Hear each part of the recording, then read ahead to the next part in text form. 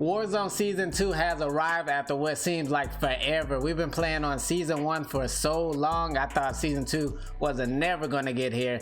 But for this season, your boy got you guys set up with the best settings. And I'm gonna have you guys out here putting in crazy work, tearing up folks with the highest FPS, having your controller tuned to the max. Your boy got you. And oh yeah, we finna hear some footsteps too. So here we go.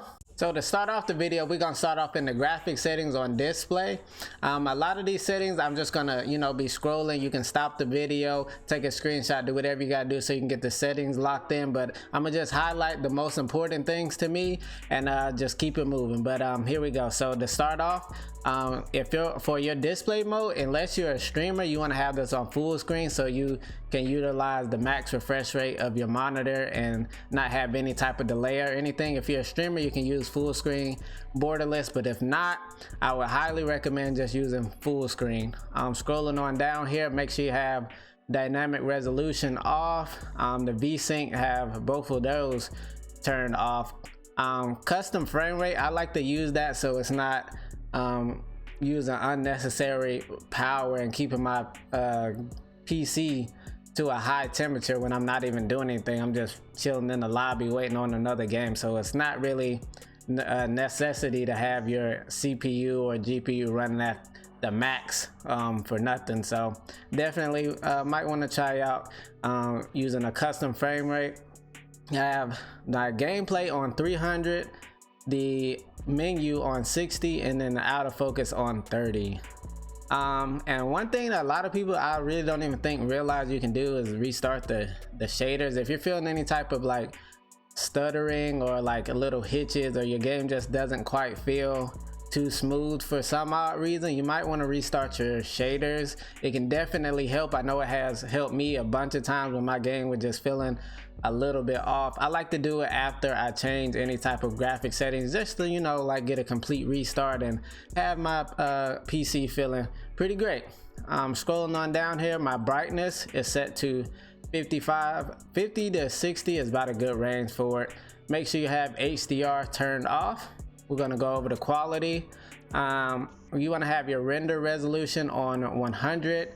For upscaling, we have fidelity, FX cast, and we have, right now I have it to the max on 100. Anywhere in between 80 and 100 is a good area to be in.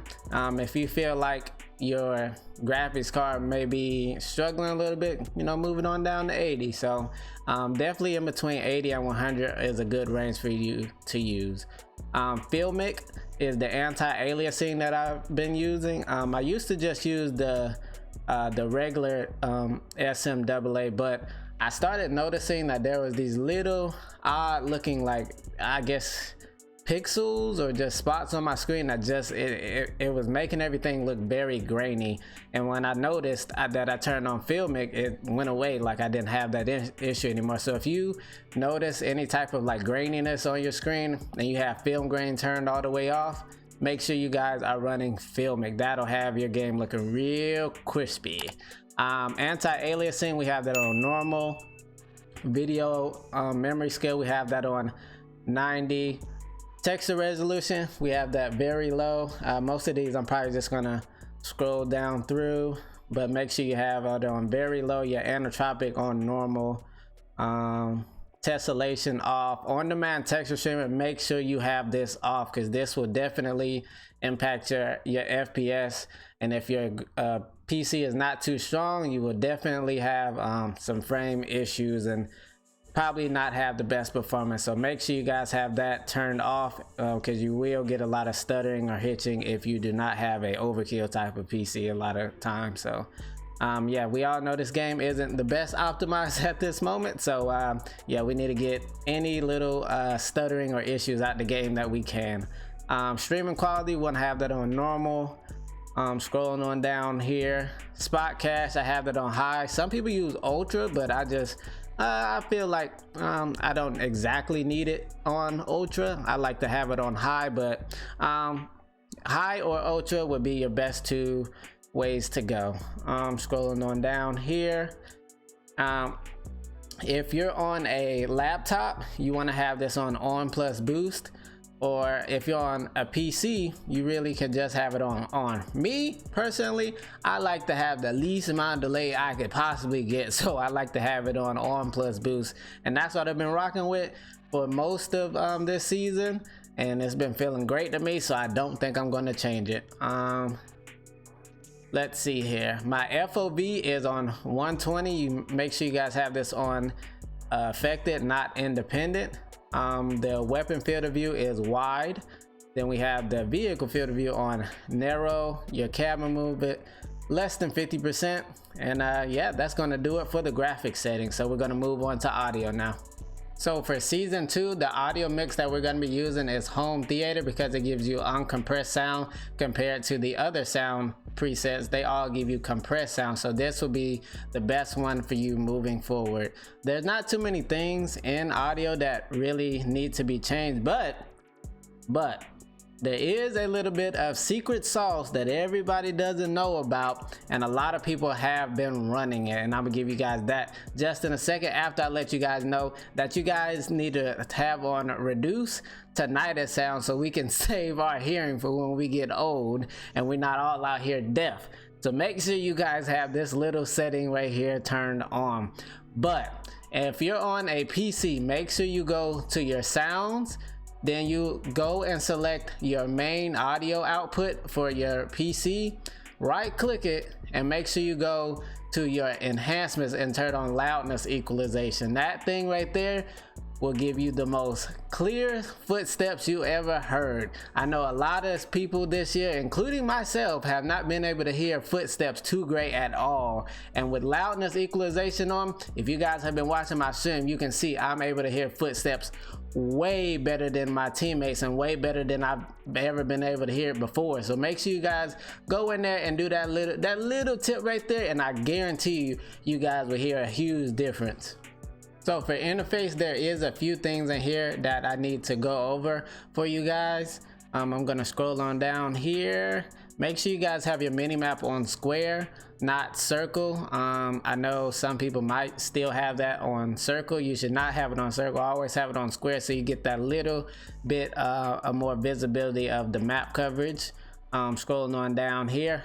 If you're on PC, make sure you have your FPS counter, your server latency, and packet loss on. You can turn on a few other things if you feel like you want that info, but these are the most important 3 right here, so you can see if you're having any type of issues, if your game is not quite performing how it usually does. You'll be able to tell pretty quickly if something is off with just these 3 settings right here. Scrolling on down here, make sure you guys have the skip introduction movie on, so you can load up your game a lot quicker and just not have to deal with that. And that does it for the interface. Now for the part that I'm sure a lot of people came to this video for, the controller settings.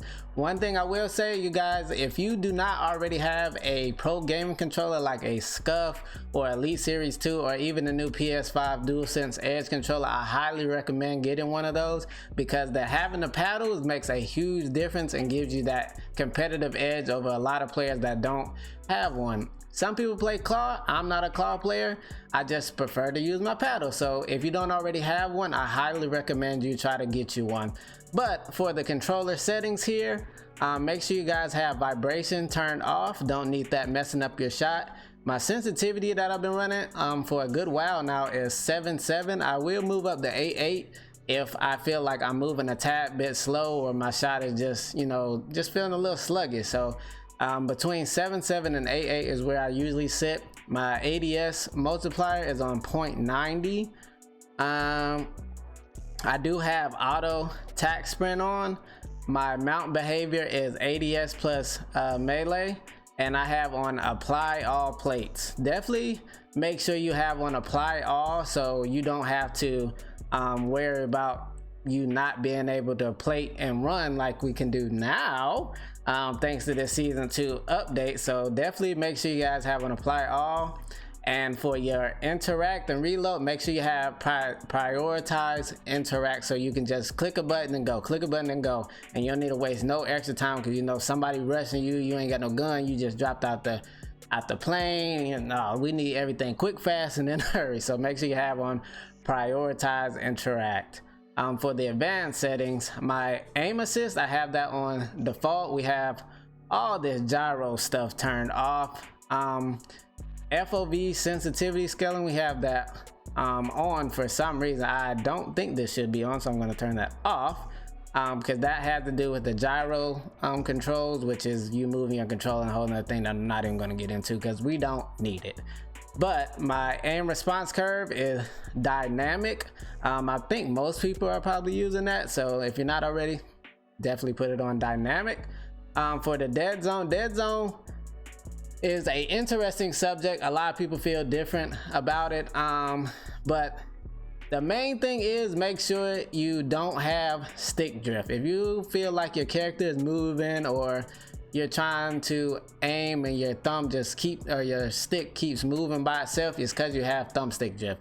So what you want to do is turn the threshold down all the way to the lowest point to where you're not having any thumbstick drift. Lately, I have been letting myself have a little bit of thumbstick drift, so my analog sticks aren't as stiff, because when you do turn your thumbstick dead zones up, it does quite put a little bit of a slight delay, if you will, in your input latency. So if the higher you have it, the more time it's going to take for your analog stick to activate and, you know, try to turn and all that type of stuff. So want to have it as low as possible, as a general rule of thumb, as low as possible until you don't have thumbstick drift. And for the sensitivity for the triggers, I have that on 0, 0. I need those triggers sensitive. I need to be able to ADS quick. I need to be able to get them bullets out real quick. We ain't got no time. We're gonna get to it right now. And for the tactical sprint behavior, I have that on single tap run, ground mantle off, airborne mantle off, and the ground mantle off, automatic ground mantle off.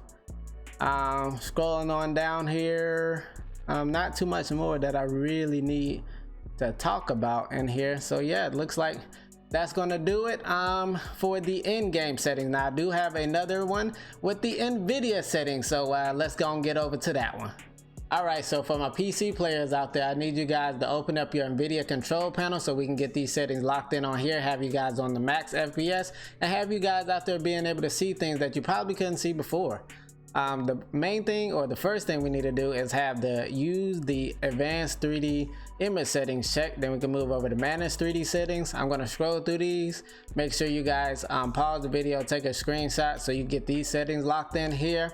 The most important ones are for the power management mode, make sure you have that on prefer max performance, the texture filtering quality on high performance, and the texture filtering optimization, you want to have that on.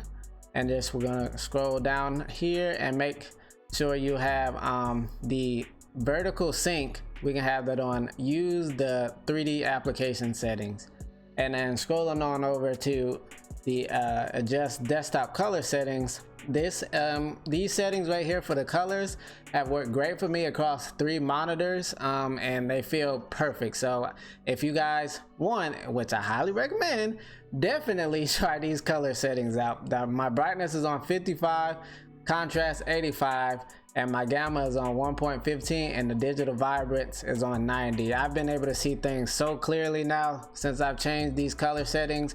You know, Warzone itself just is pretty dull, so to be able to make things pop and be able to see things a little bit more clearly, you definitely want to use these settings right here so you guys can see so much better. But for the NVIDIA control panel, that's going to be it, and I really appreciate you guys for checking out this video. Thank you guys so much. I really appreciate all the support of my videos, my stream, my shorts. You guys are amazing. Do not forget to hit that sub button, the like button, and make sure you guys turn on notifications so you know when I stream, post YouTube videos, and shorts. Let me know in the comments what you think about this video. If you're feeling it, if you're not feeling it, let me know. But with all that being said, thank you guys so much, and GG.